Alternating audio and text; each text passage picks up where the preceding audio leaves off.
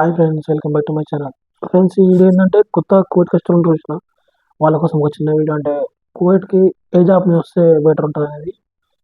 First of all వచ్చేసి మీరు అంటే కువైట్ అని కాదన్నా ఈ కంట్రీ అయినా సరే ఏదైనా ఒక దేశం పోతారంటే ఫస్ట్ గట్టిగా ఫిక్స్ అవ్వాలి.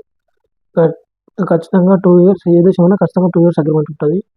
ఖచ్చితంగా 2 ఇయర్స్ చేస్తాము అనే హోప్ ఉంటేనే పోర్రి. ఎందుకంటే మీరు ఒక్కసారి ఏ దేశంకి వచ్చిన తర్వాత కువైటే కాదు, కువైట్ కానీ, దుబాయ్ కానీ, సౌదీ కానీ ఏ దేశమైనా సరే ఒక్కసారి మీరు ఇలా ఫ్లైట్ ఎక్కి ఆడ దిగిన తర్వాత ఎటువంటి సిచ్యువేషన్, నువ్వు దిగిన తర్వాత నీకు నచ్చలేదు, నువ్వు ఇంటికి రాని కుదరదు. ఖచ్చితంగా కంపెనీకి ఒక కంపెనీ అనేది ఒక అగ్రిమెంట్ వేసుకుంటుంది. అగ్రిమెంట్లో ఒక రోల్ ఉంటుంది. ఒకవేళ నువ్వు వచ్చిన తర్వాత 2 ఇయర్స్ లోపు ఇంటికి వాపస్ పోతా అంటే కంపెనీతో నీకు పెనాల్టీ తనే ఉంటుంది. కాబట్టి ఏ పనికైనా సరే వచ్చే ముందు గట్టిగా ఆలోచించుకొని ఇంట్లో అన్ని గట్టిగా మాట్లాడుకుంటారు. వచ్చిన తర్వాత ఇబ్బంది పడితే ఫస్ట్ మీరు ఏజెంట్ కట్టిన పైసలు వేస్ట్ అవుతాయి. తర్వాత మీరు రాగానే ఖచ్చితంగా కొంచెం సామాన్ అమ్ముకుంటారు, ఆ పైసలు వేస్ట్ అవుతాయి. కంపెనీ ఖచ్చితంగా ఎంతో కొంత పెనాల్టీ అయితే ఏదైతే కంపెనీ పంపేది. వాళ్ళు అట్లా పెనాల్టీ లేకుండా కంపెనీ నీట్గా పెట్టుకోమని చెప్పినా కానీ నీట్గా 30-40 వేలు అవుతాయి. ఎటు చూసినా ఒక 2-3 లక్షలు అయితే బుక్కనే పడుతుంది.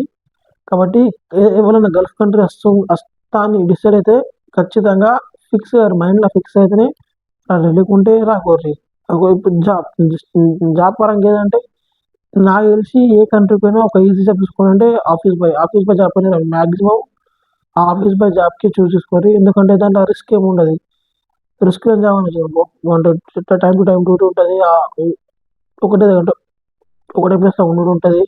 అదే ఆఫీసు, అదే వర్క్, అదే చేసుకొని వెళ్ళిపోవడం ఉంటుంది. అది కాదు ఒకవేళ హౌస్ డ్రైవర్ వచ్చారనుకో, హౌస్ డ్రైవర్ వస్తే మీకు టైమింగ్స్ అంటే ఏమి ఉండవు. అంటే అది మీరు వచ్చిన ఇల్లుని బట్టి ఉంటుంది. ఒక్కొక్క ఇంట్లో వాళ్ళు పొద్దున బయటికి వెళ్తారు, ఒక్కొక్క ఇంట్లో వాళ్ళు రాత్రి బయటికి వెళ్తారు, ఒక్కొక్క ఇంట్లో మొత్తం బయట తిరుగుతూ ఉంటారు. అట్లా ఉంటుంది. అది కాకుండా ఒకవేళ మీరు బైక్ డ్రైవర్ వస్తా అంటే బైక్ డ్రైవర్ కనుక వస్తా అనుకుంటే ఖచ్చితంగా బైక్ డ్రైవర్ అవసరం డైరీ తిన్నారు. ఎందుకంటే ఇక్కడికి వచ్చిన తర్వాత వాతావరణం కానీ, ట్రాఫిక్ కండిషన్స్ కానీ, రూల్స్ కానీ అర్థం కానీ బాగా టైం పడుతుంది. ఇంకోటి లాంగ్వేజ్ కూడా అంటే మ్యాక్సిమం ఇక్కడ రెండు రోజులకైతే ఎవరికైతే ఇంగ్లీష్ రాదు, అదొకటి ఇబ్బంది అవుతుంది. ఏదైనా కానీ కరెక్ట్ చూసుకుంటారు అది. ఎందుకంటే మీరు ఒక్కసారి ఇక్కడికి వచ్చిన తర్వాత పోవడం అంటే ఇరుకపోవడం ఉంటుంది.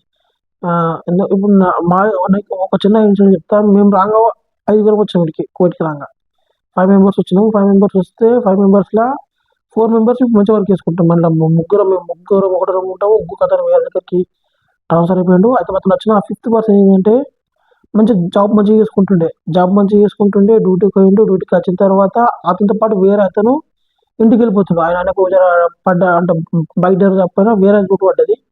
రూట్ పడ్డందుకు ఆయన ఒక్కసారి హైవేకి భయపడ్డాడు. భయపడి నుంచి కథం ఆయన ఏదైతే భయపడ్డాడో ఆ భయపడ్డది ఈయన గురి అయిపోయిండు.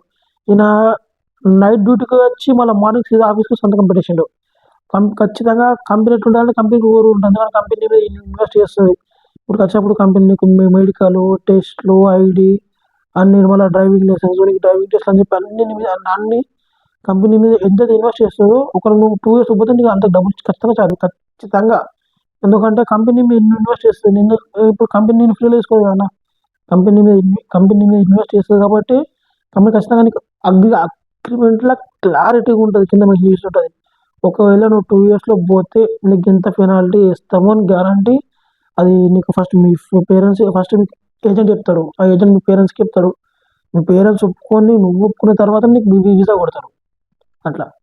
ఎందుకంటే కంపెనీ ఇన్వెస్ట్ చేసిన పైసలు కంపెనీకి వెళ్ళాలి కదా. ఇప్పుడు ఒకళ్ళు పోతున్నావు అనుకో, కొన్ని కంపెనీలు మంచి కంపెనీలు ఎట్లుంటాయంటే ఒకళ్ళు పెనాల్టీ కట్టినాక కంపెనీ టికెట్ ఇచ్చి పంపిస్తుంది.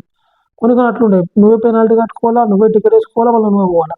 మళ్ళీ నువ్వు ఉత్తగా పోవు కదా. ఖచ్చితంగా ఏమైనా సామాన్ కొనుక్కోతావు. అంటే ఇక క్యాన్సల్ పోయినా ఏది పోయినా మళ్ళీ దేశం రావు కాబట్టి ఎంతో కొంత కొనుక్కోపోతావు. అదొక 20 వేసుకున్నా కానీ నీకు టికెట్కి అర్జెంట్ టికెట్ అంటే ఒక 25,000 దాకా ఉంటుంది తక్కువ.